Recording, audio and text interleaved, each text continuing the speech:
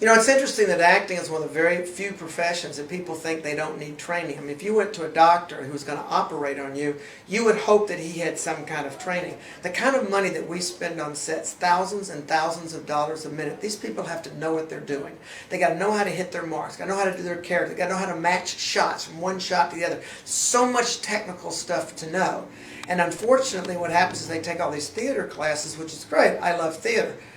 But unfortunately, that's a totally different art form than what we're doing on set. So the training is like any profession. You wouldn't want to get on an airplane with an airline pilot that had never had flying lessons. You would never want to go to a doctor who had never operated before. But for some reason in acting, everybody thinks, oh, well, I just walk around and I talk and the camera shoots it like I do. I act every day. I hear that all the time. I act every day. Well, that's great. Maybe you can act down at the unemployment office, because that's probably the only acting you're going to get if you don't get training and know what you're doing. Because your chance is only going to come probably 1 or 2 times. You'll get a big opportunity. Don't blow those opportunities. Showcases are extremely important, because to get in front of a director is almost impossible.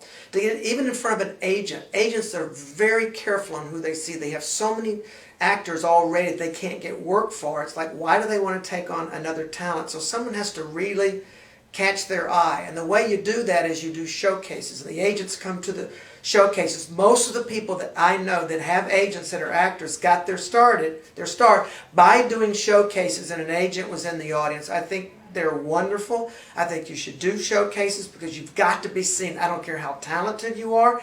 If the people don't see how talented you are, it doesn't matter how talented you are. Well, first of all, I've known you for, I can't even count how many years, a long time. And the way I know when someone's legit or not legit is over time. I can't tell in a month or even a year. But my relationship with this studio was way before this studio was even here. So I like coming here because I'm very careful where I go and do a seminar. And the reason is this.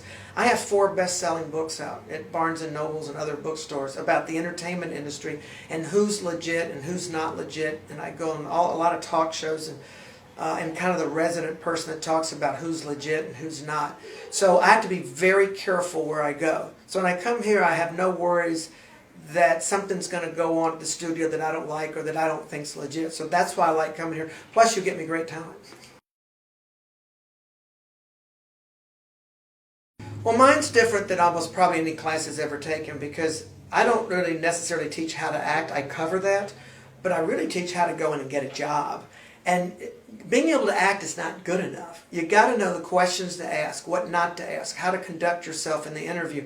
So although I cover the acting, my seminar is more about how to go in, give us a performance that I can edit, that I can cut, things that a director looks for. Because the person who's going to ultimately cast this show is going to be the director. You might have to read for the casting director and the agent and the producers and all these people, but the bottom line is, when it gets down to the agent, I look at a performance. It's not just can they act, but are they giving me the shots in between the lines that I need to cut in, the reaction shots and the opening shots and the closing shots of a line, and editing-wise, are they giving me what I need so that I can go into an editing room and cut what they're doing? It doesn't matter how good they are.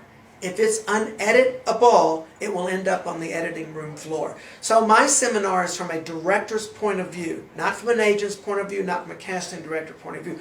But always keep in mind, the casting directors do not cast, and they do not